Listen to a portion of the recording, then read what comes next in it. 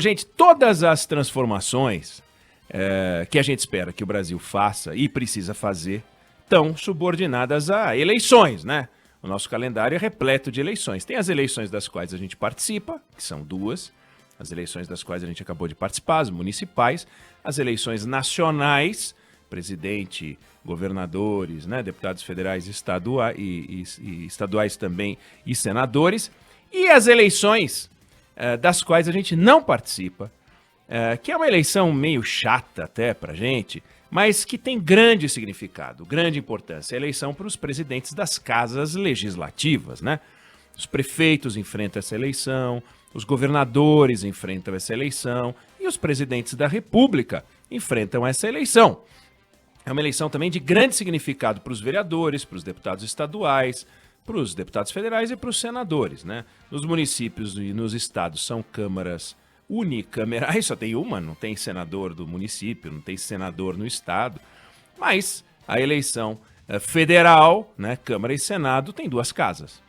Das duas casas, a casa mais importante é a Câmara dos Deputados, né? Foi de lá que saiu Ulisses Guimarães, foi lá que ele fez a sua história, foi lá que presidiu o Luiz Eduardo Magalhães, o Aldo Rebelo, o Michel Temer, que foi 3 vezes presidente da Câmara. Ninguém foi 3 vezes presidente da Câmara depois da redemocratização. O Ulisses até foi antes da redemocratização e somando o que ele foi depois. A gente teria que voltar na história para achar quem foi 3 vezes.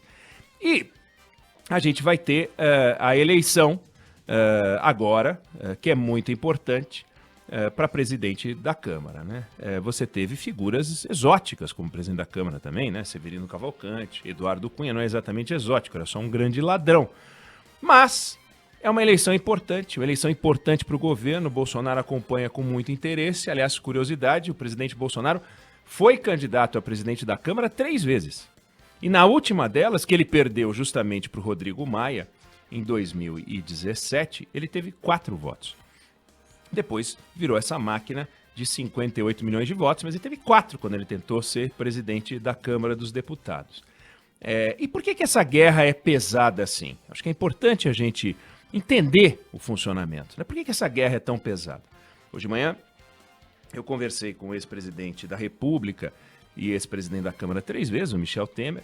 Mas, presidente, por que é uma casa tão mais importante do que o Senado, né? Por que essa disputa é tão mais importante? A gente lembra que o presidente da Câmara é o substituto do presidente da República na ausência do vice. A gente lembra que em 2 ocasiões o Brasil teve como vice-presidente da República, recente, o presidente da Câmara, né? No governo Itamar Franco e no governo Dilma Rousseff, que foi empichada, assumiu o presidente Michel Temer e o Rodrigo Maia virou o vice-presidente da República. Então é uma casa só por isso importante. Também determina a pauta da Câmara, mas até aí o presidente do Senado também determina a pauta do Senado Federal.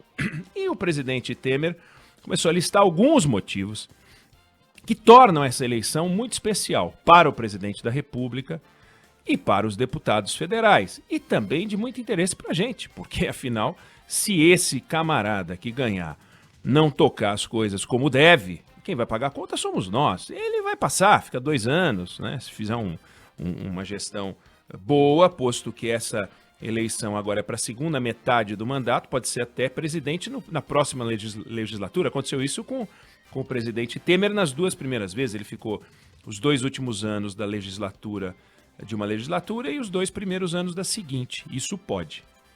Bom, o primeiro motivo que o presidente Temer listou, e é importante, é que esse cargo, o presidente do Senado tem 3 senadores por estado, né? São 3, digamos, agentes políticos num determinado estado, mas são figuras sem muito contato com a base do estado, porque você pegam votos no estado todo. Já os deputados são figuras que comandam regiões, comandam grupos sindicais, são ligados a categorias. Então você pega, por exemplo, um estado como Alagoas, tem 3 senadores, mas tem 9 deputados. São 9 agentes contra 3. Pega um estado como Goiás, 17 deputados contra 3 senadores. Rio Grande do Sul, 31 deputados contra 3 senadores. Rio de Janeiro, 46 deputados federais. Então é muita capilaridade. Então, comandar a casa com tantos agentes políticos dá um poder a esse presidente maior. Ele consegue falar com mais gente poderosa. Não importa se o senador tem mais poder porque divide aquela quantidade de votos do Estado por 3, mas ele é um andando pelo Estado sem que ele chegue numa determinada cidade e seja reconhecido como a grande figura daquele local, coisa que o deputado federal é. Então, fechar um acordo, ter acesso ao presidente da Câmara ou ser o presidente da Câmara é uma coisa muito forte. O segundo motivo, e bem claro, bem objetivo, ele é o dono do impeachment. É lá que começa o impeachment do presidente da República. Se o presidente da Câmara não quiser, e o Rodrigo Maia arquivou alguns pedidos de impeachment contra o Bolsonaro, contra o Temer. O Temer lembra que arquivou alguns pedidos tolos de impeachment contra o presidente Fernando Henrique Cardoso, por exemplo, quando ele era presidente da Câmara, e teve uns 15 pedidos, ele lembra, assim, de cabeça. O ex-presidente da Câmara, o Eduardo Cunha, ele tinha uma tentativa de acordo com o PT, porque o nome dele estava na Comissão de Ética da Câmara dos Deputados. 3 deputados do PT resolveram votar contra ele. Ele foi lá e disparou o processo de impeachment da Dilma. O presidente Temer contou isso em entrevista para Bandeirantes. Ou seja, fizesse um acordo a Dilma com o Eduardo Cunha, conseguisse costurar com os deputados do PT, talvez ela terminasse o mandato dela. Olha o poder do presidente da Câmara. Quer me destruir? Apertou um botãozinho, disparou o processo de impeachment. É poder na veia. O presidente do Senado não pode fazer isso, porque o processo de impeachment começa na Câmara dos Deputados. Então quem conduz é ele. Esse é o segundo motivo, muito importante. O terceiro motivo, os processos legislativos todos, a não ser aqueles que nascem do Senado, começam na Câmara. Parece assim, mas então os da Câmara na Câmara, o no Senado, não. Projeto popular, por exemplo, lei da ficha limpa, que o presidente Temer, o presidente da Câmara Temer, recebeu mais de 1,5 milhão de assinaturas. Ele botou para andar. E se ele não quisesse botar para andar? Né? Então ele botou para andar. Em 90 ou 120 dias, ele não lembra exatamente, 3 ou 4 meses, não é muito importante, mas é pouco tempo, mandou para o Senado. Se quisesse enrolar 6 meses, 1 ano, podia. Né? Que é o outro motivo. O presidente da Câmara é o dono do acelerador ou do freio dos projetos e das mudanças do Brasil. Nas mudanças que dizem respeito à esfera federal, naturalmente, estadual e municipal, não. Então, se quiser sentar em cima, senta em cima. Se quiser combinar com o governo o jogo, combina o jogo com o governo. Fez isso o Temer com o Fernando Henrique, presidente da República, e ele, presidente da Câmara. E se ele quisesse atrapalhar, iria atrapalhar. E se eventualmente o presidente aliado, ou ele aliado ao presidente, resolve ficar incomodado com algum ministro, com alguma coisa, se vinga no projeto, se vinga no andamento. Isso acontece. O Rodrigo Maia tem um poder extraordinário, nas mãos, que vai perder a partir de fevereiro, vai surgir um outro personagem. E aí, tem um outro poder que não é um poder objetivo, mas derivado diretamente do processo legislativo, mas é evidente que ao se tornar presidente da Câmara, romarias de empresários, romarias de sindicalistas, organizações sociais de todos os tipos vão lá falar com o presidente da Câmara, que se torna uma figura muito poderosa, mas muito poderosa. E o poder informal reúne 3, 4 líderes e faz um acordo aqui ou ali. Isso o presidente da Câmara pode fazer, o Senado também. Mas como os processos começam na Câmara, é um poder extraordinário. O governo sempre tenta interferir nessa eleição, sempre. Às vezes o apoio ajuda. O presidente Temer lembra que a bênção do Fernando Henrique Cardoso para a candidatura dele para a primeira foi fundamental.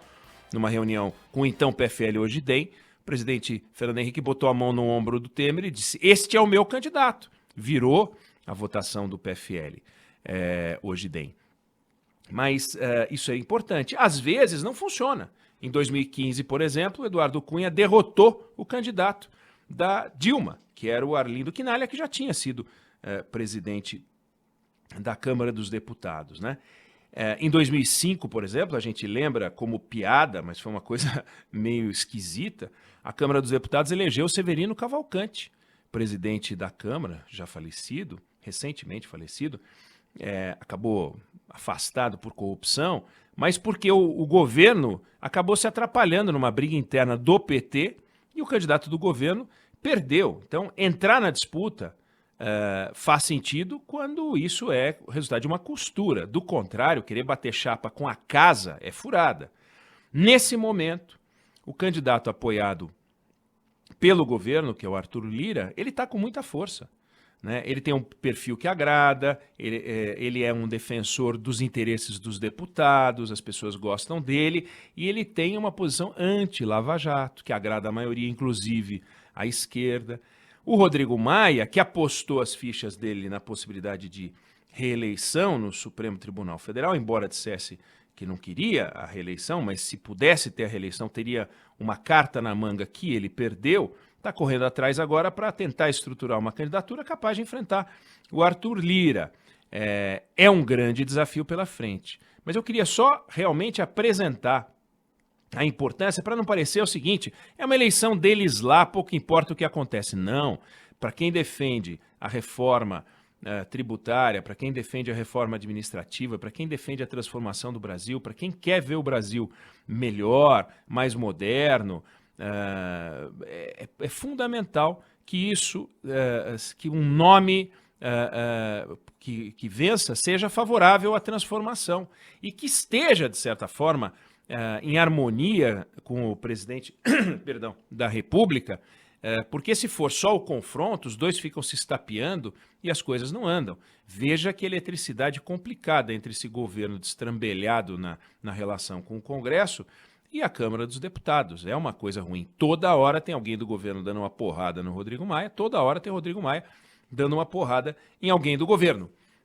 Então eu queria trazer isso, é o retrato, e por essa razão eu estou hoje dentro do plenário da Câmara dos Deputados, como quem estiver vendo na rede social pode ver, não é fake não, o fato de ter um halo em volta de mim, sugerindo que isso é só um fundo, é mera enganação. A gente pode entrar com um processo de impeachment, para quem não acreditar no que eu estou falando.